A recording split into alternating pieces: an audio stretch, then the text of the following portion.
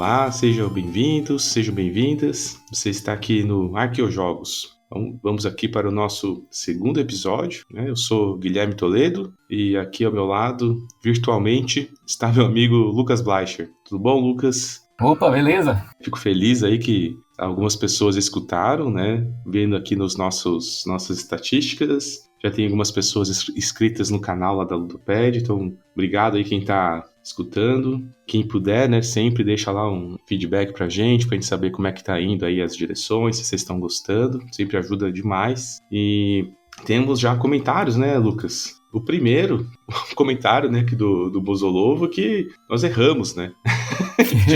já tinha subido o episódio errado, mas já ajudou, mas ele mandou aqui um parabéns pelo podcast, tá seguindo, então, cara, brigadão, valeu mesmo aí por estar escutando, espero que continue. E o Raio também deixou aqui uma mensagem pra gente e, né, falando aqui que desses jogos antigos, né, são joias raras perdidas, né, realmente essa que é a ideia. Apesar de a gente não vai trazer só jogo antigo, mas a ideia são realmente esses jogos que estão mais escondidos. E ele deixou uma pergunta aqui, né, sobre os 18xx, que ele estava a fim de entrar nesse mundo, pensando em fazer o print and play do 89, né, e perguntou, será que é o melhor caminho para iniciar? O que você tem a dizer aí, Lucas? A resposta mais curta é sim.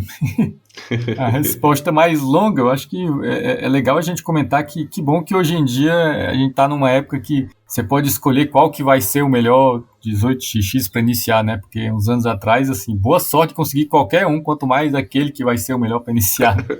Hoje a gente tem uma grande oferta aí de vários títulos que estão fáceis de conseguir, mais ou menos, né? Assim, de conseguir comprar, porque antigamente você tinha que entrar nessas empresas que vendem aí, né, por demanda, você ficava aí 3 anos na fila esperando conseguir um. E, assim, tem vários que são indicados para isso por diversos motivos, né? Na época que eu comecei a entrar, um que indicavam era o 46, porque foi quando saiu ele pela GMT, que, aliás, acho que esse foi o grande momento, assim, que mudou completamente a história do 18xx como sendo algo super ultra de nicho para ser algo que passou a ser muito disponível, né? Hoje aí você tem um monte de títulos sendo publicados. E, assim, tem vários, né, que são indicados para isso, né? O 46 era um deles, né? Porque ele é um pouco menos cruel, assim, em termos de aquela coisa de você falir, né? De você, né, jogar a companhia no colo dos outros, etc. O 89 é um deles, né? Assim, inclusive, acho que um dos primeiros deles que saiu, né, na mesma época do 46, né? A original. E depois foram aparecendo vários outros, né? Assim, já com esse objetivo, né? O Chesapeake, por exemplo, né? O 82, de certa forma, também, né? Que é um mais curto. Ele é mais curto, né? Mas ele já é mais difícil de jogar, né? Isso, ele é... É bem cruel. Sim, bastante. Então, assim, acho que por vários motivos, cada um deles aí tem né? Depende do que você, né, indica para... Bom para iniciante em qual sentido, né? Assim, de ser menos regra, de ser menos cruel ou de ser mais rápido, né? Eu acho que cada um deles tem qualidades em relação a isso, mas eu assim, passei por vários, né? Inclusive lá no Mercado de Ações a gente tem um episódio que a gente compara 2 deles, né? O 89 e o Chesapeake. E eu lembro que na época, né, eu comentei que, assim, dependendo do que exatamente você está procurando, né? Poderia ser um, poderia ser outro. Hoje eu já acho que não vai para o 89 mesmo, porque é um que eu não enjoo de jeito nenhum, é um jogo que mesmo sendo, né, mais simples assim, mais curto, né, e sendo menos regras, né, é um jogo que eu não enjoo. Gente que joga 18xx há muitos anos, né, já tá jogando coisas super complexas, continuam jogando e gostando. Não é daquele jogo que eu tô pegando esse jogo só para aprender para depois jogar uma outra coisa, não. É coisa que mesmo quem já joga há muito tempo continua, né, tendo partida aí. Então, eu super recomendo, assim, eu acho que é um jogo muito interessante, que as regras são praticamente idênticas à do 1830, né, então é o legal que, aprendendo ele, você já vai ter a base para ir para um monte de outros jogos, né, assim, você vai só aprender uma outra coisinha a mais. Diferente, por exemplo, do 46, né, que tem quem recomende ele como jogo para iniciante pelo fato de ele ser menos cruel ali, mas é um jogo que muda muita coisa, né? Então, assim, se aprendendo 46, você vai ter que reaprender várias outras coisas para jogar um jogo do estilo do 30, né? 89 não, assim, ele abre as portas aí para vários outros que tem o mesmo aí conjunto básico de regras, só acrescentam umas outras coisinhas aí para tornar diferente. Então, manda bala. Esse é um que eu recomendo demais. Ele tem como você fazer PNP, né? Tem uma versão autorizada lá no BGG, mas ele tá para sair também num Kickstarter, né? E uma edição que deve ficar bem bacana, porque é uma empresa que tem feito uns jogos não tão absurdamente caros, né? Obviamente pra gente que converte dólar para real não vai ficar barato, mas ainda assim é razoável e muito bem feito, né? São jogos que estão muito bonito e com arte que assim, é bonita e funcional, né? Não é aquela coisa que vai te atrapalhar a enxergar as coisas, né, nas outras. Então, super recomendo. O do 89, particularmente, nossa, eu achei muito legal a ideia. Não veio pronto, né? Acho que você pegou também o Pledge no Kickstarter, Lucas? Não peguei. Eu tenho um que eu já fiz, né? Então você já tem, Eu cheguei a fazer. Aliás, foi muito divertido assim fazer. Enfim, de repente, se o dólar voltar a cair, eu pego um. Eu peguei o primeiro Kickstarter deles, que foi do 1861-67. Nossa, a produção tá muito boa. Né? Tá bem bacana. Acima da Wallboard um pouco.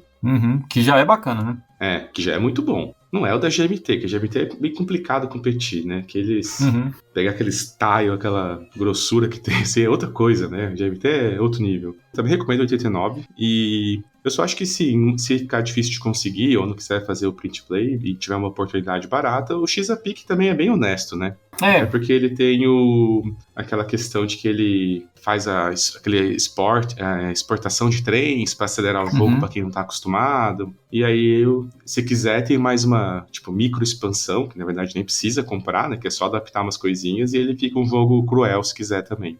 Mas eu ainda prefiro 89. Eu também. Eu lembro que na época que a gente gravou aquele podcast, eu tava meio assim, não, acho que os dois têm suas qualidades, mas assim, hoje eu escolheria 89, independente de qualquer coisa. Vai que não tem erro, esse é pra vida toda. Bom, e até é legal, assim, ele ter mandado essa mensagem, né, o Rogério, né, o Raio ali, que eu tava, né, não me falta assunto pra falar de jogos, né, que foram esquecidos aí, ou que não são tão usuais da gente ver discussão sobre eles, mas eu já tava pensando num deles, que eu descobri completamente por acaso, né, num fórum que eu acompanho lá no BGG, que é muito engraçado essa coisa, né, quando você descobre que o cara que fez tal jogo foi o mesmo que fez tal jogo, quando não tem nada a ver um com o outro, né? Você vê que tem certos designers que seguem mais ou menos a mesma linha, né, de como eles fazem os seus jogos, né, mas um cara que tem coisas completamente diferentes uma das outras é justamente o cara que fez o 1889. No episódio passado, né, Toledo, você comentou que você pegou a época do Magic, né?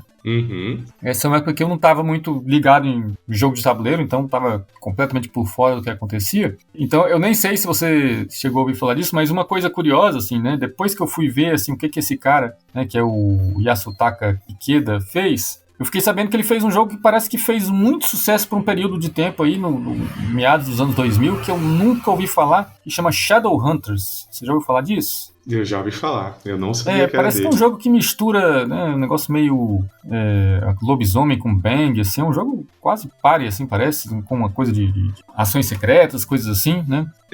Não é o meu estilo, mas é bem né, isso aí.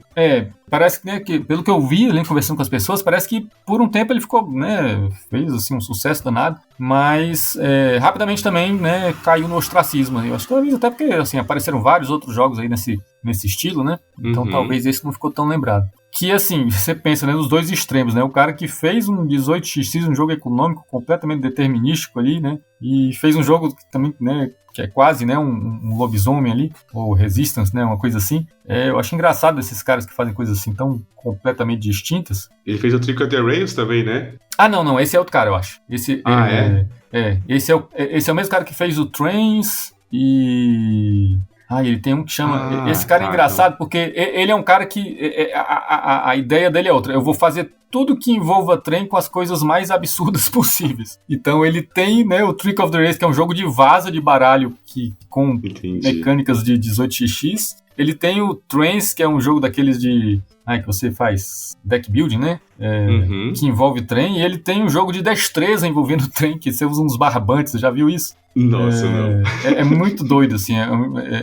Esqueci o nome do jogo agora. Mas é um jogo que você tem um monte de barbante ali, os jogadores vão desemaranhando os barbantes lá pra fazer umas rotas, ganhar ponto com rota. Então, o cara, a doideira dele é fazer as coisas mais diferentonas possíveis, envolvendo mistura de trem com mecânicas aleatórias, assim. É outro cara, então. É outro cara. É japonês também. E ele até tem um Cube Rails, que chama, acho que é Across the United States, que eu tô até curioso pra conhecer. Dizem que é bom também, mas é meio difícil de achar. Que eu também, só que você falou de descobrir que é do mesmo designer, eu não fazia ideia. Que eu tô jogando aquele Russian Railroads, que eu nunca tinha me dado muita bola, e eu tô jogando mais agora aqui no BGA, com os amigos. Fui ver que é do Lone, cara. Que vai ter Exatamente, né? O Lone é o cara que faz os dois lá fazem um monte de 18x e geralmente bem diferentão. E eu pensei, nossa, que legal, né? O cara fez um euro aqui de trem, o jogo dos dois também. Nossa, eu não queria pensar nisso. Pois é. Mas toca a ficha aí, Lucas. Pois é, então, desse cara aí, né,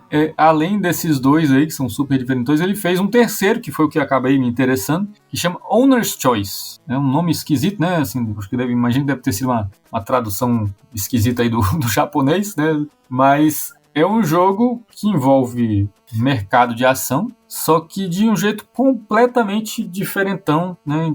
Não tem nada a ver com 18x, né? Não tem nada a ver com outras coisas do tipo, porque é um jogo de dado, né? Então, assim, tem um monte de dado ali, e então você tem 4 dados de companhias, tem um dado do fundo monetário que tem ali, tem um dado de eventos, e o jogo, né? Ele tem uma trilha que passa em torno ali do tabuleiro, em que cada vez que você joga, né, você pode andar 1, 2 ou 3 espaços naquela trilha, né, você escolhe qual dos espaços seguintes você vai. Acho que com menos jogadores você pode andar até 4. E aí, né, uma vez que você cai ali em cada uma das posições, você faz, né, o que tem ali naquele espaço. E o que tem para fazer naquele espaço, né, coisas que envolvem as companhias, né, e tem coisas que envolvem o dinheiro que está disponível no fundo ali, né. Então é um jogo que ele tem quatro companhias de cores diferentes, né, que elas vão começar, né, valendo ali 100 dólares, né, não sei lá qual que é o valor ali do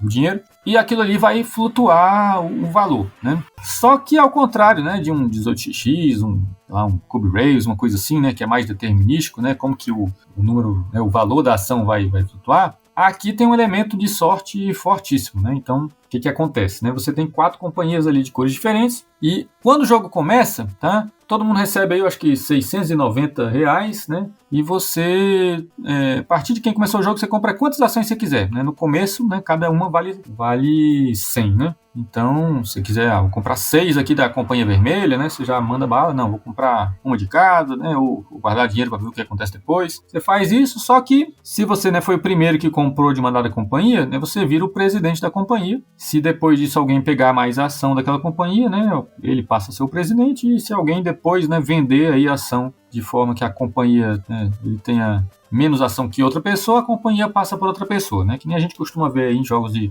investimento, né, com controle acionário. O fato de você ser presidente, né, te dá o dado da companhia, né? Então, toda vez que você tem a sua ação lá e cai numa posição, né, na trilha ali, que é uma das 4 cores, né? Então tem uma cor para cada companhia. Mesmo que você não seja o presidente daquela companhia, quem atua é o cara que é, né? Então, assim, se na tua vez você caiu na posição amarela, o cara que é o presidente da companhia amarela, ele decide o que ele vai fazer, que pode ser ou jogar o dado da companhia, né? Ou jogar o dado do fundo monetário, né? Então, como é que funciona isso? Se ele escolhe jogar o dado da companhia, ele põe R$50, né, do bolso dele ali no fundo, né, um espaço que tem ali no meio do tabuleiro, coloca 100 se a empresa já está valendo muito alto, e aí ele joga o dado da companhia que, em geral, né, faz coisas boas, né? Então, assim, é que ele pode, por exemplo, aumentar o valor da companhia, né? Tem uma coisa no dado que faz com que a companhia caia, né, um valor, só que a chance é bem menor, né? Você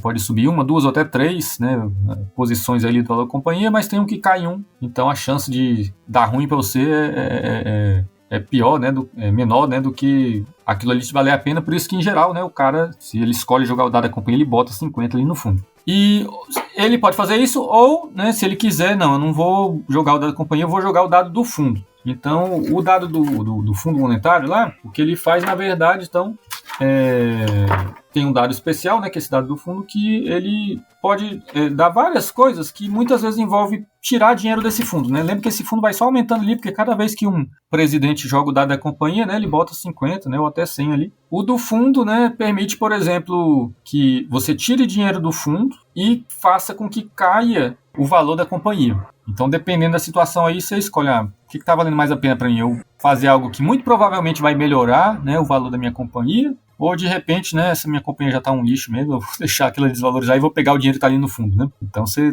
tem essa decisão aí. Além disso, né, tem outros espaços, né, ali no seria a trilha, né, que envolve fazer outras coisas, né, que seria, tem um lá que é de eventos, né, então você joga um dado de eventos e esse dado de eventos também vai fazer coisas que envolvem, né, você ganhar dinheiro, né, pegar dinheiro ali do fundo, né, e fazer com que companhias desvalorizem, né. Então nesse esquema você tem lá, todas as companhias caem em 1 de valor, né, ou você escolhe uma delas, ela cai 2, né, e isso aí é uma maravilha para você sacanear um amiguinho, né, obviamente você vai aproveitar isso aí para ir lá, né, aquela companhia que você não tem ação nenhuma delas, você faz, né, cair tudo, e esse jogo tem uma coisa interessante, né, que ele tem lá um valor mínimo ali, né, então toda vez que a companhia cai para o valor mais baixo possível, quem tem ação daquela companhia perde, né, não tem compensação nenhuma, devolve pro jogo, a companhia é como se ela falisse, mas ela pode começar de novo, né, agora, né, voltando ao preço inicial de 100, né? Então, Nossa. assim, às vezes acontece ali, você tem um monte de ação numa, né, de repente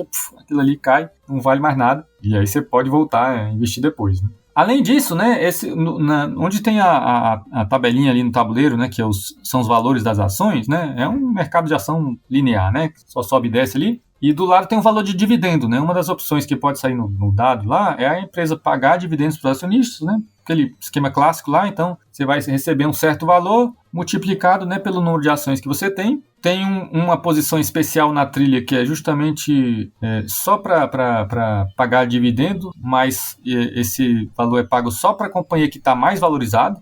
E tem uma que é o espaço do presidente, que chama, que todo mundo que for presidente de alguma companhia, né, ganha 100 do banco para cada companhia que você tem a presidência, né? Você tem lá o dado da presidência. Esse jogo é interessante também porque quem já jogou jogos de mercado de ação aí, você está acostumado que, em geral, né, você não pode comprar ou vender muita coisa, né? Vender até que sim, né? Nos 2xx, você, em geral, você pode lá, né? Vou vender todas as ações que eu tenho desde que não passe do limite do que pode ficar no mercado, né? Agora, comprar geralmente é de 1 por 1, né? Tirando algumas exceções, aí, alguns casos especiais aí que acontece lá no mercado de ações. Esse aqui, toda vez que você vai jogar, a primeira coisa que você faz, antes de qualquer decisão, né, de você andar na trilha lá, você pode vender ou comprar quantas você quiser, do jeito que você quiser, respeitando ali o valor, né, das ações, né? Então, quando você começa lá, cada ação vai ter um certo valor ali no mercado, aí você escolhe, tô vendendo 3 da vermelha, vou comprar 2 da verde, né? E você faz o que você quiser ali, que é interessante porque, geralmente, né, essas coisas que você faz antes de jogar, pode mudar a presidência, né? Então, de repente, você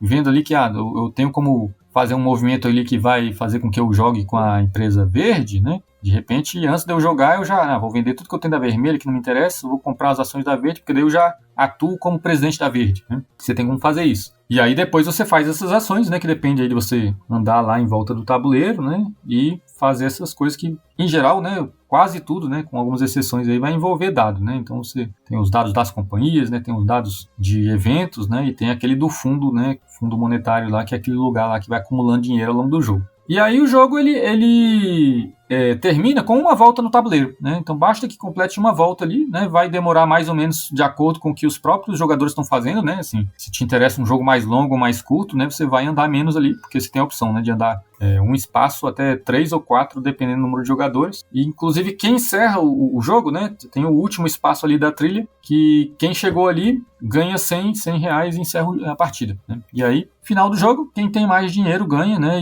E esse dinheiro é o dinheiro que você tem na mão e mais o valor das ações no final da partida, né? Então é um jogo que é curioso, assim, né? Porque apesar de ser um jogo, né? De certa forma é um jogo econômico, né? Tá comprando e vendendo ação, você tá vendo tudo. Ele é um jogo com muito acaso ali, né? É uma coisa que a gente estava até comentando ali, né, no outro episódio que a gente gravou, que vai sair em breve, de outro podcast, que jogo econômico, né? Às vezes tem gente que é meio purista, né? Assim, eu gosto de jogo econômico que é determinístico, né? Essas coisas que tem sorte, assim, não é pra mim. Eu sou um cara, por exemplo, que assim, o meu primeiro jogo de trem, né? Assim, apaixonei mesmo, foi o Steam, né? Que é a versão que saiu depois do Age of Steam, né? Que teve aquela brigaiada lá do Martin Wallace com o John Borer. Aí o Martin Wallace fez essa versão, que é um pouco mais light, assim.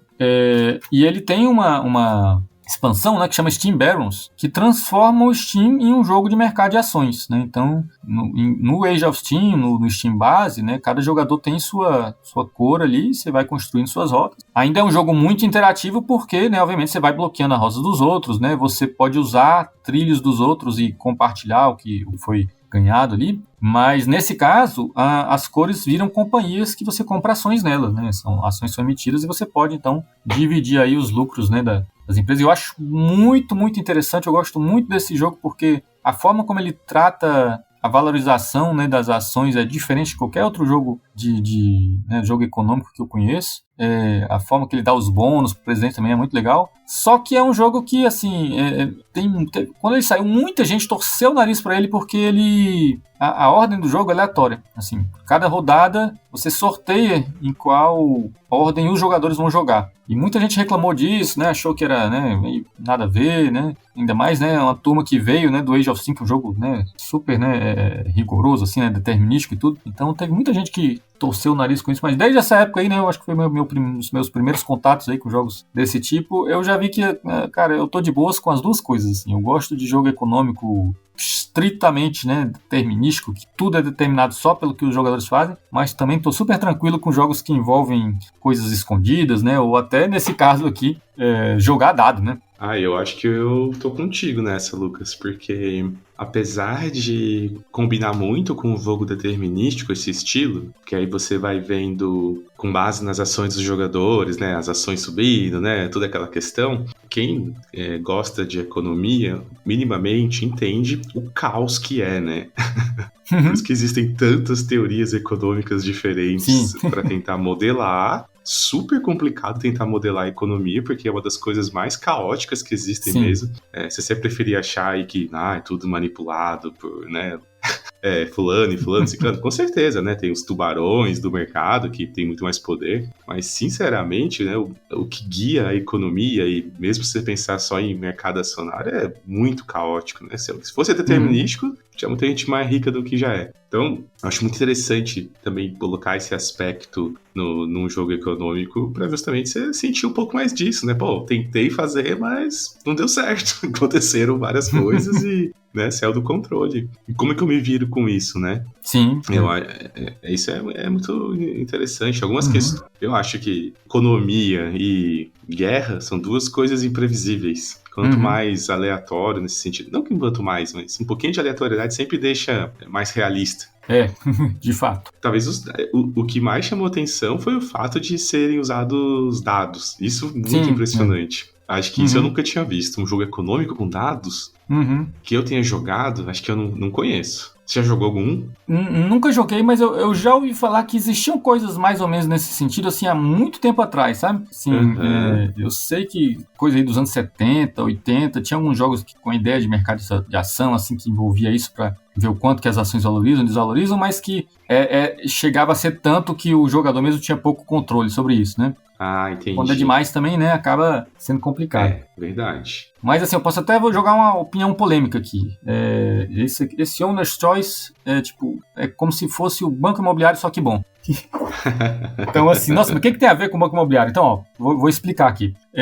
O Banco Imobiliário, ele envolve um tabuleiro que você dá voltas em torno dele, né? Esse aqui também com a vantagem que você dá uma volta só, né? Então, enquanto que o Banco Imobiliário pode durar uma tarde inteira, né? O dia inteiro, porque vai depender de alguém falir. Esse, né? Você tem uma hora para acabar e não tem como durar muito, né? Esse é um jogo que você joga em menos de uma hora por conta disso. Outra coisa, né? Assim, os dois envolvem dados, mas uma coisa que é legal, assim, a diferença que torna esse mais interessante é que você inverte, né? A parte em que o dado está envolvido e a parte de movimento, né? Então, no Banco Imobiliário, você joga o dado para saber onde você vai cair, e aí você faz aquilo que está lá naquela posição. Aqui, você que escolhe para a posição que você vai atuar, e só depois que você pode jogar o dado, que aí vai te, né, dizer o que você vai fazer, né? Então, acho que isso já te dá muito mais controle, né? E já torna, né, a coisa mais interessante. E também, de outra forma, né? Assim, do mesmo jeito que o Banco Imobiliário é um jogo em que você está comprando, né, propriedades ali que vão te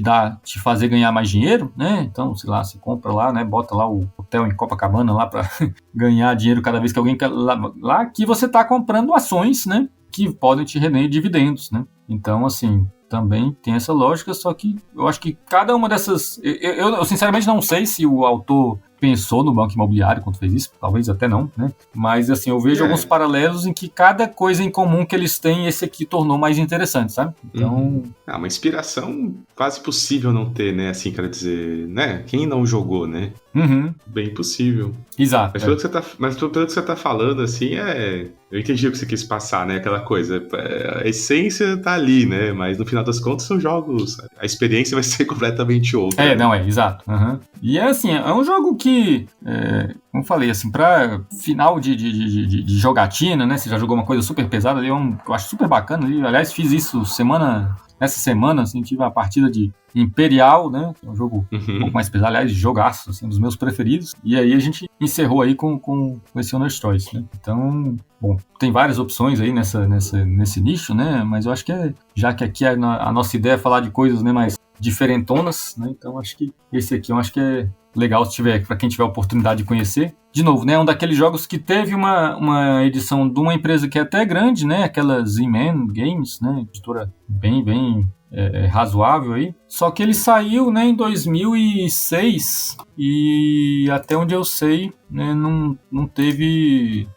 nunca foi reimpresso, né? Então saiu essa edição aí, nunca mais fizeram. Mas é daqueles jogos, né, que assim, tá pra achar em segunda mão, foi o que eu fiz, né? Peguei lá no BGG Marketplace, acho que por 5 libras, uma coisa assim, né? Obviamente tem o correio em cima, né? Acaba ficando um pouquinho mais caro, mas assim, foi um jogo que não foi, né, nenhuma fortuna, nem um joguinho bacana pra ver algo de diferente aí nessa linha. Muito legal. Até porque é difícil também, né, você recomendar jogos econômicos, às vezes, mais leves, né? Como a gente falou até no programa que você disse que vai ser no Gambiarra, né? O Gustavo nos convidou para falar de jogos econômicos. Aí a gente acaba indo por uns fillers menorzinhos, como For Sale, né? A gente acaba... E pelo que você falou, esse já tem um pouquinho mais de substância, né? Só de ter um mercado acionário e vai mudar. Eu tô curioso para saber, só para ver se eu entendi que quando você fala que você pode jogar o dado e pode cair para desvalorizar outras companhias, né? Mas você tem que conseguir, tem que sair isso, né? Não tem nenhuma como é que eu vou dizer, nenhum mecanismo no jogo que você possa alterar a rolagem de dados, ou tem? Não. Mas você escolhe em qual que isso vai acontecer. Aliás, até uma coisa que eu esqueci de comentar, isso é uma coisa que eu não tinha percebido na primeira vez que eu joguei, porque assim, tem 4 companhias, né? A gente chama a vermelha, a amarela, né? A azul e a verde, né? Quando eu tava jogando a gente brincava que um era Bitcoin, a outra era NFT, a outra era Herbalife, a outra era Maria Turbo. E você vai investir nessas coisas aí que tem uma flutuação bizarra, né? É absurdo. Mas a gente tava jogando como se fosse tudo igual, a gente não prestou atenção nisso. Depois é que a gente viu que se você comparar os dados de cada uma, tem diferença entre elas. Então, por exemplo, então na companhia azul, por exemplo, né? Ela é interessante porque você sendo presidente azul, você tem poder, né? Ele tem uma chance ali de sair uma posição de que piora companhias dos outros, né? Então, assim, você pode juntar essas coisas, né? Tem umas coisas que você pode decidir, dependendo da tua mão ali, né? De quantas de ações que você comprou, o que você está controlando. Porque a azul tem essa característica, ela permite que... ela faz com que você consiga piorar muito a ação dos outros, né? Ele tem um price -2 ali, né, que cai duas vezes, os outros não tem. E a vermelha, ao contrário, é uma que, sendo o presidente da vermelha, isso permite você melhorar uma outra empresa, né? Então, uma das posições lá do dado dela é fazer com que uma outra empresa que não seja vermelha, ela seja aumentada, né? Então, assim, é interessante você pensar nisso quando você for planejar como que você vai jogar, né? Se você está querendo, de repente, tô vendo ali que tem uma empresa do amiguinho ali que está a 2 posições, né, de entrar em falência. Sim. De repente, antes de eu jogar, lembra que antes de você fazer qualquer coisa, você pode vender e comprar quantas ações você quiser, né? Então, eu posso, antes de jogar, vou me livrar de todas a amarela, por exemplo, ali que está perto, a falir, porque eu sou presidente da azul, né? Para, de repente, ter uma chance aí de cair essa posição, né? E aí eu quebro a amarela nessa história, né? Nossa, ou se de repente, eu já tenho muita ação de uma outra companhia e eu sou presidente da vermelha, né, eu posso jogar com a vermelha, né, na esperança de cair aquela posição de que aumenta, né, um valor de uma outra companhia, e aí eu melhoro as duas, né, melhoro ali para vermelha. Nossa, muito interessante. Eu já fiquei tentado aqui porque gostei dessa ideia aí Nossa, isso de ter assimetria entre os dados já ficou melhor ainda, né? Uhum. Porque se pudesse mitigar, o que eu tô pensando aqui, né? Por alto, que, né? Se desse para mitigar os dados e controlar, aí ficaria até pior, porque daí você poderia ficar só colocando, só desvalorizando as outras, né? Aí ninguém ia chegar em nada, né? Então aqui acaba ficando uma questão mais justa no sentido assim, justa que é o que saiu no dado. Se alguém tá com muita sorte, aí paciência, né? Não tem muito o que fazer. Mas não parece ser algo que a sorte vai definir por completo, né? Ou você achou que sim, que influencia muito no vencedor? Ele tem bastante sorte, não dá pra negar isso, né? Mas eu acho que é um que pelo menos tem coisas que você pode manipular a teu favor. Entendi. Sim, porque a aleatoriedade quer dizer assim, ela não vai dar pra falar assim, o cara não fez nada, só saiu os dados que bons pra ele e ele ganhou o jogo. Não, né? Você tem que ter a agência do jogador ainda pra que... Exato. Né? Tá. Que é isso que é o principal, né? A aleatoriedade, tudo bem. Tanto que os jogadores ainda possam, né, brigar ali pela disputa, por mais que um seja mais favorecido em algum momento ou não, daí paciência. E ele é rápido, Lucas? Quanto tempo você levou pra jogar? É jogo de meia hora, 45 minutos no máximo.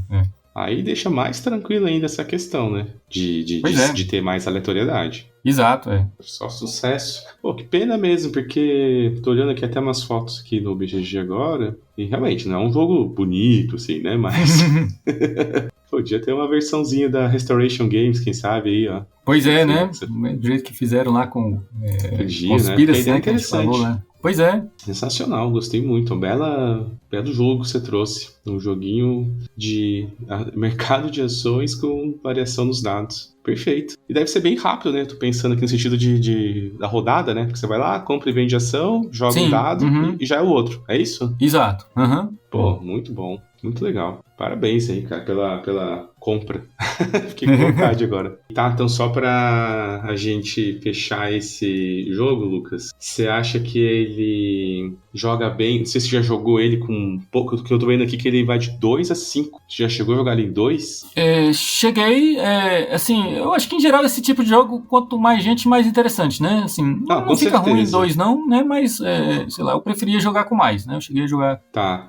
Mas funciona em 2? Porque geralmente é uma pergunta que o pessoal sempre faz, né? O pessoal quer jogo econômico que roda em 2. Né? Ele funciona, mas... Assim, funciona, mas não vai ser aquela coisa, né? Exato. Então, então não recomenda, né?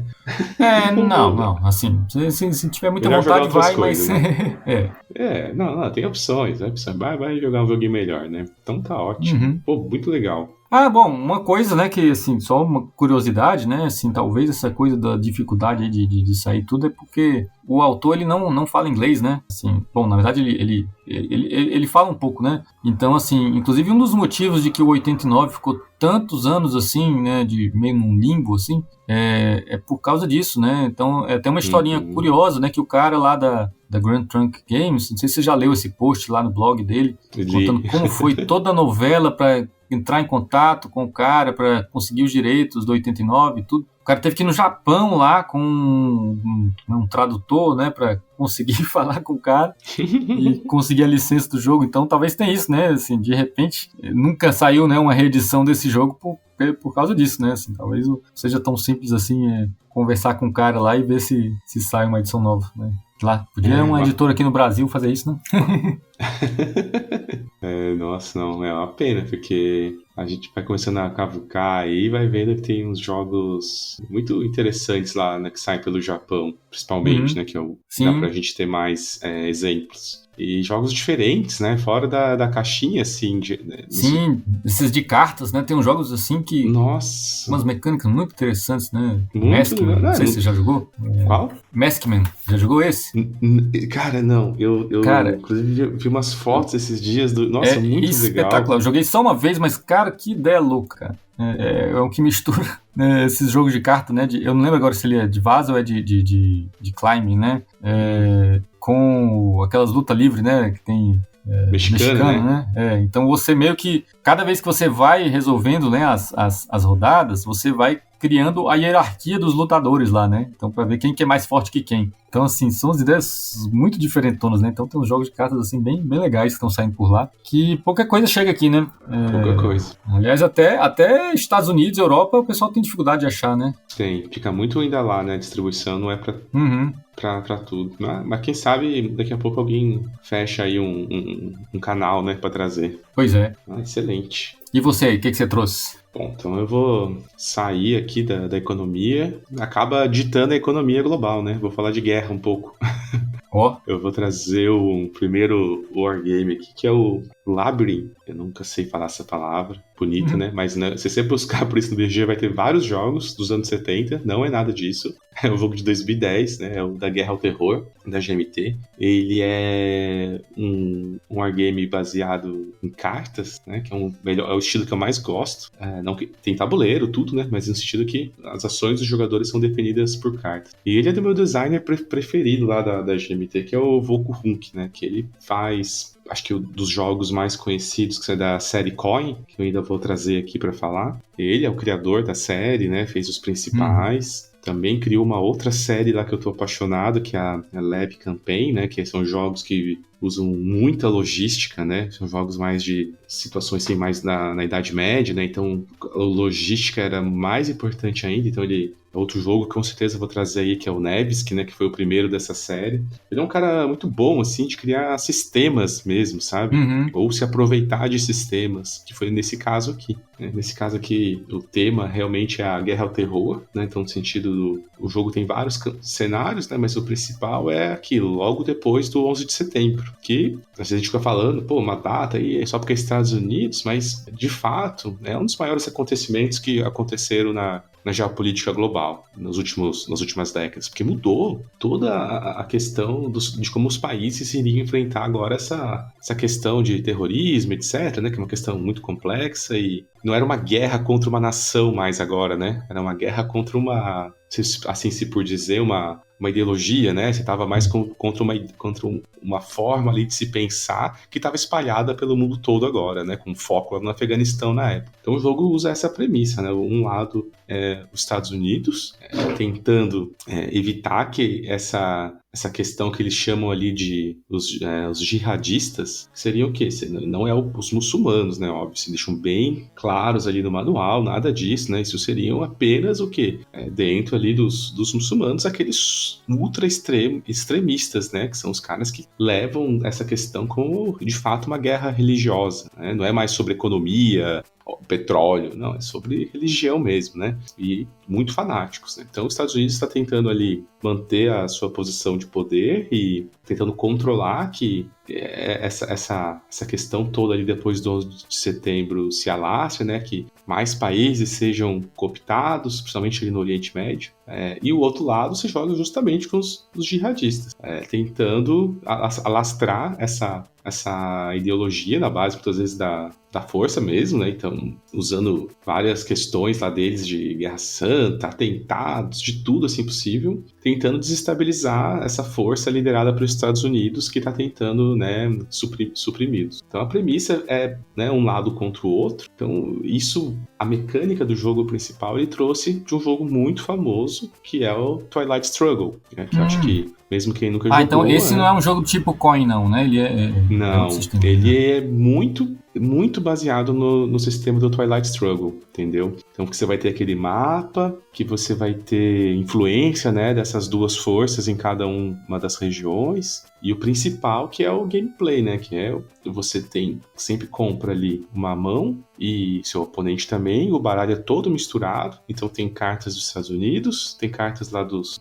jihadistas e tem cartas neutras. Se você sair com carta do lado oposto, né, se você for usar aquela carta, você vai ter que obrigatoriamente usar o evento, né, que toda carta vem um número de pontos ali que você gasta, né, com action points, ou um evento. Então, óbvio, quando o evento é dos Estados Unidos, é bom pra ele, né? E quando o evento do terrorista é bom pra ele. Então, se você sai com uma carta do lado oposto, você ainda pode usar pelos pontos de ação. Só que você vai ser obrigado a disparar aquele evento. Então, a mesma mecânica do Twilight Struggle. Então, isso também, pra quem é mais determinístico, não agrada, porque pode acontecer, você tá jogando lá com os Estados Unidos e você compra 7 cartas de terrorista. E aí, o que você faz, né? Pode acontecer. Isso, inclusive, acontece no Coin também, em outras questões. O pessoal, para jogar Wargame, não pode querer muito determinismo, né? Por isso eu falei até antes ali de economia e guerra. São duas questões que o determinismo é só para joguinho mesmo, né? Se for tentar simular, você cada vez mais... Você vai ter que botar mais aleatoriedade. É muito complicado. Mas o que que... Então, essa questão mecânica, né? Então, realmente, ela é totalmente baseada no Twilight Struggle. Eu acho essa mecânica, assim, muito legal, porque eu gosto, né, de jogos baseados em cartas, né? Então, esses jogos da GMT, que é a empresa, acho que mais lança desse estilo, né? Que eles chamam de Card Driven, né? Você pode até procurar por CDG Wargames, né? Então, Card Driven Games, que são jogos de guerra com exércitos ou não, né? Não importa, com mapa, mas que as suas ações, né, são sempre baseadas em cartas, e gosto muito desse estilo de jogo. E esse estilo, assim, que vem ali do Twilight Struggle, eu gosto mais, assim, ainda por causa que, poxa, é muito difícil. Eu gosto de gestão de mão, né, como mecânica. Tem aquilo, sim. cara, eu tenho essa mão e o que eu faço com ela, né? E só que tem jogos que você tá tentando extrair o melhor. Nesse, né, é meio que, tá, como que eu me livro disso aqui que eu comprei, né? O que é o menos pior? Então, é um jogo muito de timing das coisas, né? Porque às vezes você tem um evento ótimo pro seu oponente, só que ele tem uma pré-condição, né? Então, sei lá, tem que ter 3 exércitos lá dos Estados Unidos no Iraque, né? Pra você, sei lá, disparar um evento que vai acontecer uma coisa muito boa. Só que se não tiver esses 3, se não cumprir, né, o pré-requisito, você pode baixar tranquilamente a carta que não vai disparar o evento pro seu adversário, né? Então, você fica caçando esses momentos, né? O que eu consigo me livrar aqui agora? Ou então, manipular, né, o jogo através das suas ações para que essas condições sumam, né, esses pré-requisitos, né, ou apareçam para você. Qual que é a diferença, assim, para um Twilight Struggle? No Twilight Struggle, você tem uma assimetria basicamente nas cartas, né? Você não tem uma assimetria muito, assim, dos Estados Unidos e da União Soviética, a não ser nas posições iniciais, né, esse setup que tem ali. Não sei se você já jogou o Twilight Struggle. Não, cara, aliás, até uma coisa que eu ia comentar, que eu acho que uma das meus grandes buracos na conhecimento de jogos é que a coisa mais rara do mundo é eu jogar jogos exclusivamente para 2 pessoas que sejam longos, sabe? Isso é um problema mesmo. E tem mais problemas ainda, né? Porque esses jogos tem que ter 2 pessoas a fim de jogar um jogo longo e não pode ter muita diferença de nível, né, entre os jogadores. Né? Todo mundo diz aí, jogar Twilight Struggle com os cracudos, você esquece. Por mais que tenha aleatoriedade. Os caras já sabem as cartas que vai sair, em qual fase, saiu essa, aquela. Então, tem isso realmente. Mas o Twilight Struggle como jogo, eu acho que ele faz jus a ter ficado como top 1 do BGG por um tempo, né? Realmente conseguiram, acho que, tirar ali o wargame daquela coisa de X-Encounter, né? Aquela coisa muito, muito fechada, e transformou num jogo que, assim, praticamente é um jogo de cartas, né? Do jeito que você interage com o jogo. Então, isso pra mim é genial, né? Isso abriu muitas portas. E, ao mesmo tempo, é um jogo, né, altamente estratégico. Mas eu nunca tive muito essa coisa da Guerra Fria, né? Tem gente que gosta desse período, de estudar esse período, né? Entender. Não me pegou muito, né? Eu sou, né, na época que eu nasci, já estava acabando, né? Então eu não vivi isso. Acaba preferindo estudar outros períodos da história. Mas esse já me chamou a atenção inicialmente porque era o primeiro jogo que eu ia jogar de guerra, que é uma guerra atual, que a gente viveu tudo, né? Poxa, né? Aquela coisa que quem sempre pergunta, né? Você lembra onde é que você estava no 11 de setembro? Né? Quase todo mundo lembra o que estava fazendo. Foi marcante, né? De repente, uma coisa muito diferente aconteceu. E é isso, né, que eu até falei naquele episódio de apresentação. Eu gosto de jogar esses jogos históricos e muitas vezes lendo as referências, porque muita coisa você não sabe, né? Ou não viveu, não estudou. E nesse é interessante porque, pela primeira vez, algumas cartas que vão ali aparecendo, que são sempre momentos que tiveram, você reconhece, né? Pô, aqui Jacques Chirac, presidente da França, né? Saddam Hussein, todos esses personagens, né? Al-Qaeda, tudo isso, nossa, eu sei que é pelo menos o que é isso. Pro bem e pro mal, né? Você sabe o quanto de coisa ruim aconteceu, ao mesmo tempo você entende várias questões começam a ficar mais claras ali. Pra quem gosta de geopolítica, é um prato cheio, né? Porque é o que me cativa demais nesses jogos históricos, né? Além das mecânicas terem que ser interessantes, mas as coisas vão fazendo sentido, né? Por que o Oriente Médio é tão importante? Por que, né? Tão central ali e conectado com a Europa, com a África, né? Com a Ásia e ao mesmo tempo com recursos. mas ao mesmo tempo um local que fervilha, né, essas disputas ideológicas, religiosas há milênios, né? A gente não tem nem como pensar. Então, as coisas vão encaixando, né, um pouco, as decisões sendo tomadas. E isso é muito fielmente colocado em Mechanics, ao meu ver, porque eles criaram uma simetria muito grande. Não são duas superpotências brigando. É os Estados Unidos, a maior potência do mundo, militar e econômica, contra,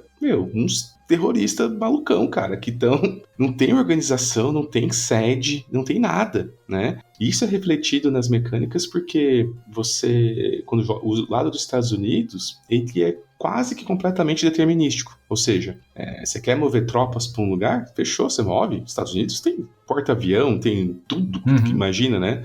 Você quer né, convocar exército? Você pode. Qual que é o limite teu? O limite é o teu limite lá com o teu país, né? Que aí a mídia, né? O país começa a ficar meio... Você vai se apertar, esticar muita corda, né? Invadiu o Afeganistão? Tudo bem, já tá ali. Vai invadir também o Iraque ao mesmo tempo? Já não é tão fácil. Mas mesmo assim, invadir um país e um país que está tomado assim pelos jihadistas, né? Ou seja, está tomado pelos extremistas, é uma decisão simples. Você não tem que rolar dados, nada. Só tem que ter as condições certas. E você vai lá e toma e derruba o poder. Não é o difícil fazer isso. O problema é o que a gente viu e que nós vimos ao vivo, né? Infelizmente, o que foi a hora de sair do país, né? Que a gente viu agora aí, né? O problema que o Joe Biden fez lá, né? Do jeito que saiu do Afeganistão. Sim. Então, entrar é fácil, o difícil é sair, sabe? E isso tá na mecânica do jogo, né? Na hora que você decide como jogador dos Estados Unidos, eu vou entrar ali, tá, vamos tirar os caras do poder, vamos, tá, e agora? Agora você tem que deixar a tropa lá, porque você tem que pacificar.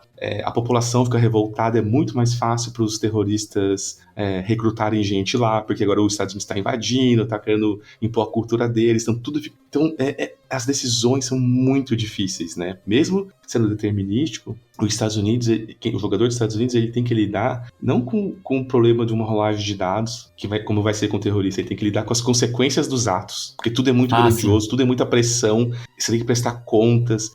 Tem, por exemplo, uma trilha que mede como é que tá a opinião do mundo, né? Principalmente dos países, assim, da Europa, quanto à guerra ao terror. Se eles estão achando que tem que mandar exército mesmo, vamos tentar negociar, etc. E se você tá contra, tem até isso, qual regime que tá no poder nos Estados Unidos. Eles não deixam explícito, mas é basicamente se é republicano ou democrata, sabe? Sim. E isso influencia, meio que só o republicano consegue invadir e só o democrata consegue tirar as tropas do país, sabe? E isso tem a ver com que o mundo tá, assim, muita coisa, né, interessante. Enquanto isso, o jihadista, o que ele tem que fazer? É tudo aleatório. Por quê? Não tem estrutura, né? Então, se você quer tentar mandar uns caras lá pra não sei onde, tudo tem que jogar dado, tudo é complicado, tudo é, assim, difícil, né? Ou seja, quando se consegue algo é uma vitória, né? Então eles têm que tentar, a estratégia, a maneira de se jogar é completamente diferente. Por mais que o mecanismo ainda seja, toda vez na sua rodada você é obrigado a baixar uma carta, sabe? Sim. Mas muda muito, assim, a simetria é muito mais aparente e com razões temáticas, né, do que um Twilight Struggle. Então, eu acho que ele é um jogo, assim, pra quem jogou Twilight Struggle, né, que não vai ter muita dificuldade de entender a lógica, mas ele é um jogo mais difícil, justamente por isso, né, você tem duas maneiras completamente diferentes de se abordar o jogo, né. Ele também, do lado dos terroristas, aí você tem também as condições de vitória, que são bem interessantes, né. Os jihadistas querem acabar com a moral dos Estados Unidos, basicamente, né, então fazer a opinião pública todo do planeta ir contra eles, ou eles tentarem vários países ali que tenham recursos, isso é muito importante, né, você vê como tudo é geopolítica. Os países que tem um petróleozinho assim, vale muito mais pontos, porque é óbvio, né, não importa se seja os Estados Unidos ou seja jihad, todo mundo quer ter recurso, quer ter dinheiro, né, então esses países são chave e estão quase todos no Oriente Médio ali, então explica, né, consegue justificar mecanicamente por que ele é tanto foco, mas o jihadista, por exemplo, pode tentar ter acesso a armas nucleares, ou, né, não só armas de destruição em massa. Então se ele consegue chegar no Paquistão e consegue lá manipular e tomar o poder, eles conseguem ter acesso a armas nucleares que eles têm, né? E se for mais lá pro lado da Rússia, aqueles países lá que são ex-membros da União Soviética também você consegue lá umas armas de destruição em massa, umas armas biológicas, que isso causa um estrago muito maior e tem uma condição de vitória muito simples. Se você conseguir um atentado desse nos Estados Unidos, você ganha na hora. Então pensa, fizeram 2001, aquele atentado, e depois o cara explode lá uma bomba nuclear em Nova York, ou sei lá o quê, ganha o jogo na hora, né? Acabou os Estados Unidos, né? Acabou toda a moral. E os Estados Unidos, ao mesmo tempo, ele tenta o quê? É basicamente quase um pandemic daí, sabe? Você quer limpar aquilo, quer erradicar aquela galera do mapa, né? Que não é muito fácil, né? Ou então também algumas questões ali de dominar os principais países com grana, né? Então, né, os amiguinhos de sempre ali, é tudo bem retratado, né? Arábia Saudita, tudo, mas tudo pode virar. Mas basicamente, se os Estados Unidos segurar a onda, né? Estabelecer boa governança, como fala no jogo, nos países produtores de petróleo, tá tudo certo, entendeu? Não é que eles querem limpar o mundo, só querem garantir o dinheirinho deles, né? Faz então, sentido. assim, faz muito sentido, sabe? E então, esse jogo é aquilo que a gente conversou, né? É subjetivo essa questão de ser escondido ou não, porque pra quem é dos wargames, esse jogo é até... Quem é wargamezeiro mesmo, aqueles grognard raiz, acha até Nutella esse jogo, né? Porque fala que esse jogo da GMT é muito bonitinho, já arrumadinho. Ele não é super famoso, é um dos jogos mais vendidos da GMT. Mas, como vocês vão ver, eu vou trazer muito jogo da GMT aqui, porque, de fato, é pouco falado no Brasil ainda, né? Ainda tem uma barreira grande para se romper. Então, esse é um jogo que eu gosto muito por causa disso. Ele tem a mecânica que eu gosto, ele tem essa questão da gestão de mão que eu acho maravilhosa, né? Gestão de mão da sofrência, né? Que você tá sempre tentando se livrar dali da maneira menos pior possível. A assimetria é extremamente bem feita, encaixada tematicamente. Assim, eu pirei, assim, joguei... Quando eu comecei a jogar, aprendi a jogar solo, funciona muito bem solo. Tem uma questão um pouco... que eu não... Aí, não sei, não vou entrar no mérito. Mas você só consegue jogar solo oficialmente contra os jihadistas. Tem um botzinho pra seguir. Era o que eu ia perguntar. Não é aquela coisa que você tá jogando solo, jogando os dois lados, não. Ele tem... Não. Esse faz um bot mesmo, com aquelas flowcharts. Não é dos mais difíceis pra quem já jogou. Pra quem acha automa complicado, essas coisas, esquece, tá? Precisa ter uma certa dedicação pra aprender, mas depois que aprende, poxa, flui bem demais. Só que não tem o contrário. Eles acharam que, como a GMT é uma empresa, uma editora lá dos Estados Unidos, eles acharam que talvez poderia dar problema, né? Você jogar com um jihadista contra os Estados Unidos, sabe? Um bot dos Estados Unidos. Assim, não faz sentido, porque no jogo de 2 jogadores está jogando, né? Um contra o outro. Então, não entendi muito bem qual foi essa questão. Talvez eles devem ter os motivos dele, mas no BGG, se quiser, já fizeram um bot, obviamente, para jogar. Se você quiser jogar de jihadista. Em 2 jogadores, joguei algumas vezes aqui com um colega meu que topa essas empreitadas aí, que é o parceirão para jogar esses jogos 2 jogadores longos. E, cara, muito sucesso, né? Foi também, mesma coisa, a reação dele foi disso, de estar reconhecendo as cartas, e, poxa, eu sei o que é, né? Eu lembro disso, né? E também tem aquelas questões que você muda a história, né? E se os Estados Unidos não tivessem invadido o Iraque, né? Se não tivesse lá pego o Saddam, o que teria acontecido, né? Como que aquilo se desmembra depois daquela situação? Então é isso, né? Com todo o respeito, né? O que acontece, eu acho que sempre esses jogos históricos têm um cuidado extremo em retratar e respeitar as questões, em todo o texto, deixando bem claro que isso não é muçulmano, né? São só os muito extremos. É uma boa maneira de entender, porque esses eventos moldaram muito do que a gente está colhendo agora 20 anos depois. Sim. Da militarização, essa questão de perda de privacidade online, né? Uma série de questões aí que a gente está vivendo o resultado disso ainda até hoje. Que ainda lançou, tem mais 2 expansões, porque como eles lançaram o jogo com esse processo ainda acontecendo, eles foram lançando algumas expansões que foram atualizando com mais cartas atuais. Então tem mais 2 expansões. Muda muito o jogo? Pra deixar. Eu tenho elas, mas ainda não testei, né? Então, mas pelo que eu já ouvi dizer, assim, não muda tanto não, né? É só pra você ter mais variedade de cartas e estender o jogo um pouco mais, assim, né? Se quiser. Mas é isso, assim, um jogo gestão zona de mão, né? Baseado nesse conflito que é um dos que nós vivemos, né? Nós conseguimos aí muito difícil alguém não ter escutado falar nada sobre isso, né? Mas é isso, um jogo de gestão de mão, principalmente, que eu gosto muito. Eu sei que não é muito a tua praia esse aí, né, Lucas? Mas eu ia te perguntar uma coisa que me veio aqui agora, só pra juntar os dois jogos. Gestão de mão, que o jogo econômico também não tem muito, né? Eu tenho o Brás, que eu gosto demais. Você vê que eu gosto muito. Eu adoro. Mas não tem, né? Sim, o Brás é muito bacana. É algo interessante pra gente ver. Você já chegou a fazer uma busca avançada lá no BGG pra ver se... Não fiz muito não, mas coisa? Pra ver se a gente acha uns nichos aí. Porque eu tava até... Quando eu tava pensando sobre isso, eu falei, poxa, e o Brás é um dos jogos preferidos econômicos até hoje. E é justamente essa mecânica, né? Eu gosto demais, cara. Cartinha, pra mim, é sensacional.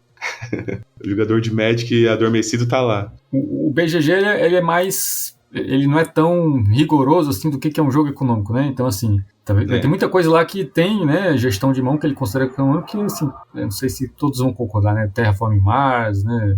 Esse Ark Nova que eu nunca joguei, Great Western Trail eu nunca joguei, né? Assim, realmente é econômico. Vai depender do que você considera sendo um jogo econômico. Mas realmente, assim, você faz uma busca avançada aqui, parece o Brás, que eu acho que ninguém discute, né? E depois já fica mais... Tem um aqui que já me falaram muito desse jogo, eu não joguei ainda, o tal do Mombasa lá. Não sei se você jogou isso. Ele é do mesmo, do Pfister, né? Eu confesso que esse eu também não joguei. Ele é um dos que está sendo repaginado, inclusive, né? Porque ele é meio como se fosse isso, né? Umas empresas explorando a África, né? E tem um mercado de ações. Tem um classicão aqui, ó. Como é que a gente esquece disso, cara? Qual? Talvez o pai dos jogos econômicos aí, o Acquire, né? Aí, gestão de mão aí, né? Aí, gestão de mão, perfeito. Acquirezão. Ótimo. E deixa eu te... Esse jogo, Lucas, na época que eu joguei, assim, ele me deixou um pouco pensativo sobre a questão... Porque, assim, tem um lance de se jogar esses jogos de guerra, né? Assim, não é pra todo mundo, eu entendo, né? Mas... por exemplo, eu fiquei pensando, se fosse um jogo da guerra da Ucrânia, vai ter, com certeza, não vai? Vai ter. Já deve ter. Realmente alguém vai fazer. Você vai ter os Zelensky, você vai ter... Se é que já não fez, né? Já devem estar fazendo. Pra você é um problema pegar um tema pesado desse, assim? Ou você consegue separar bem eu acho que depende de como for feito, sabe? Tem muito, né, por exemplo, aliás, eu falo que eu sou fãzaço do Imperial porque eu acho que ele implementa de uma forma até sarcástica, né? Assim, tipo, é uma baita de uma crítica ali, né? Porque você tá jogando um jogo que, pra você se dar bem no jogo, você quer que todo mundo se ferre, inclusive o seu, entre aspas, país, né? Porque Isso. Aquela coisa, né? A forma mais eficiente de você jogar Imperial não é você ganhando as guerras. É você pegando os territórios e antes de você fazer lá a taxação, você bota teus exércitos tudo pra morrer, porque daí você vai ganhar mais dinheiro, porque você não vai ter que alimentar aquelas tropas, né? Então, assim, é um negócio que é uma guerra sangrenta, né? E assim, eu acho que ele faz isso de uma forma que, assim, é uma crítica, né? Não vou nem dizer que é disfarçado, que é quase claro aí, né? O que tá acontecendo. Então, acho que depende muito de como que essas coisas são feitas, né? Assim. Eu acho. Eu sei que é um tema espinhoso, assim, eu nem queria pegar, mas ele é interessante porque quando surge esse tema de jogo de guerra, e esse principalmente, porque às vezes você fala assim, guerras napoleônicas, ou Império Romano, né, até a Segunda Guerra Mundial, é muito longe, a gente não viveu isso, não adianta falar. Então... eu vou confessar que, na verdade, não é nem por causa disso que eu não tenho tanta experiência em jogo de guerra, é mais por conta disso que eu falei, sabe, assim, pra mim é muito raro eu ter oportunidades, vou ter uma noite de jogos só eu e mais outra pessoa, né? O mais comum de acontecer comigo, assim, chegou uma pessoa, enquanto a gente espera as outras, a gente joga alguma coisa. Aí tem jogos que eu adoro, né? Tipo Fjords, né? Fjords é um jogo que é exclusivamente pra dois que eu gosto pra caramba, assim. Ele pode até ser assunto pra um outro podcast, inclusive. Com certeza. Então, eu tenho alguns jogos exclusivos pra dois, mas geralmente são esses jogos bem curtos, assim, porque esse é o tipo de oportunidade que eu tenho. Mas eu vou te falar que eu tenho um jogo de guerra pra duas pessoas, só que, assim, como eu peguei ele já no começo da pandemia, até hoje não tive oportunidade, que é aquele Supply Lines, eu tenho ele tem dois, né? Tem o do North e o South lá. Eu peguei o South. Eu acho que eu tenho o Norte, que agora que você me falou, eu esqueci. Mas foi o Norte, primeiro, né? Acho que foi. Então, assim, eu peguei esse jogo, mas não tive a oportunidade de jogar ainda, mas tenho curiosidade, assim. Então não é que, não me recuso a jogar jogo de guerra. É só porque, né?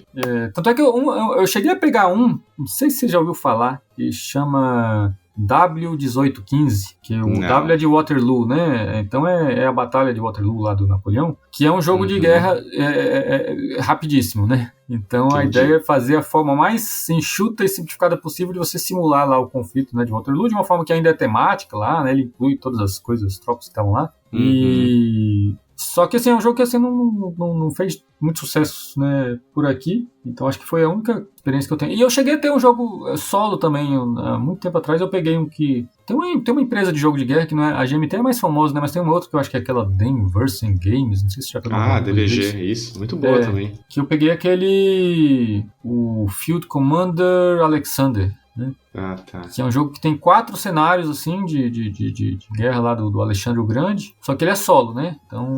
Esse é só exclusivo solo, né? Exclusivo solo. E, assim, jogo solo, pra mim, é uma coisa que, assim, depois que eu joguei os 4 cenários, assim, eu vou continuar jogando por quê, sabe? Então, sei lá, pra mim perde a graça assim, depois que você jogou os 4 lá, ganhou os 4, né?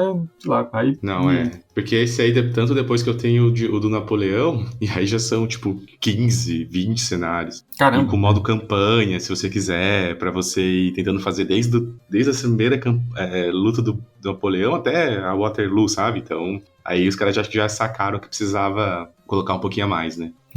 Então, assim, eu tenho que criar vergonha e jogar o Supply Lines lá, porque assim, tá aqui acumulando poeira há um bom tempo, né? O Supply Lines, ele é bom porque envolve logística, né? E aí, quem gosta de jogo de trem, essas coisas, ele já vai agradar, né? Uhum. É que eu tava falando isso por causa tem essa questão muito de tema, né? E muitas vezes eu até acho que os Eurogames fazem tanto sucesso, assim, né? A escola alemã, justamente porque fugiram de temas espinhosos, né? Sim. Tem tanto jogo de comércio, apesar de que muitos é só porque abstraíram demais, né? Um comércio na Renascença, sei lá, no Mediterrâneo, né? Parece que é todo mundo só prosperando, na verdade. Tinha um monte de gente se ferrando também, né? Nesse processo aí, de escravidão acontecendo, que é uma das críticas ao Mombasa, né? Porque, poxa, tudo ali foi baseado em escravidão. Então, às vezes eu fico pensando, eu respeito, né, as opiniões, mas eu acho assim, se é pra mexer com tema espinhoso, é o que você diz, a abordagem tem que ser muito bem feita, com muito respeito, né? Um jogo histórico tem que ser, de fato, então, uma leitura daquela situação com um embasamento, né? Sem revisionismo histórico, né? Que é o que dá medo, né? Então você tá fazendo aquilo pra você entender, né? A gente sabe que tem umas coisas. Então aí fica complicado, né? Mas, assim, eu acho que, só tirando um pouco desse tema, que eu acho que era difícil escapar falar disso um pouco, né? Mecanicamente, eu acho que é um jogo que agrada demais. Principalmente se a pessoa já jogou Twilight Struggle e quer dar um passinho assim a mais na complexidade, né? Quer testar aí como seria um Twilight Struggle com uma simetria. E é até engraçado porque, assim, só pra finalizar, os caras do Twilight Struggle depois lançaram um outro jogo que é o Imperial Struggle, né? Que daí é um conflito, que é a questão mais entre a França e a Inglaterra, lá na época até um pouquinho antes ali da Revolução Francesa, se não me engano. Ou depois, agora eu já tô confundindo. Mas é quando eram os dois dominando, né? Bem a época do colonialismo e tal. E apesar de escatar, é o sucessor espiritual do Twilight Struggle, ele não tem nada dessa mecânica. Que é o que marca o Twilight Struggle, que é o gerenciamento de mão, né?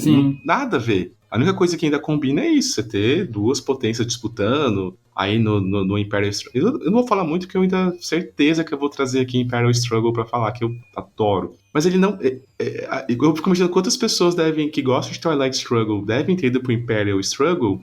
Bom, talvez tenham gostado, mas se foi pela mecânica, vai se decepcionar, porque não tem nada a ver.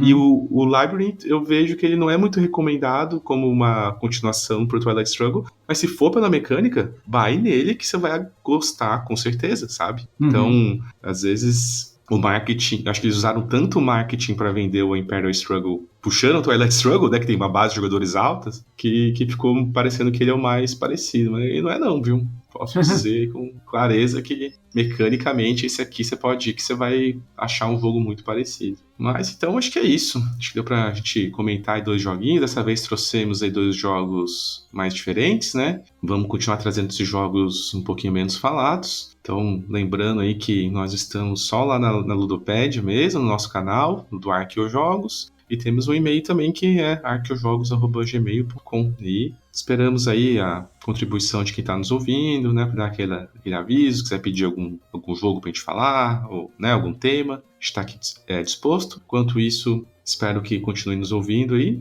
Passa a palavra aí para quem vocês acharem que possa gostar, porque a gente não tá fazendo isso, né, Lucas? Estamos deixando aí no boca a boca mesmo. Acho que podemos encerrar por hoje, né? Beleza? Então tá bom. Muito obrigado aí a quem nos escutou. Espero que venham aí pro próximo episódio. Até Até a próxima. Então, até mais, Valeu. pessoal. Falou.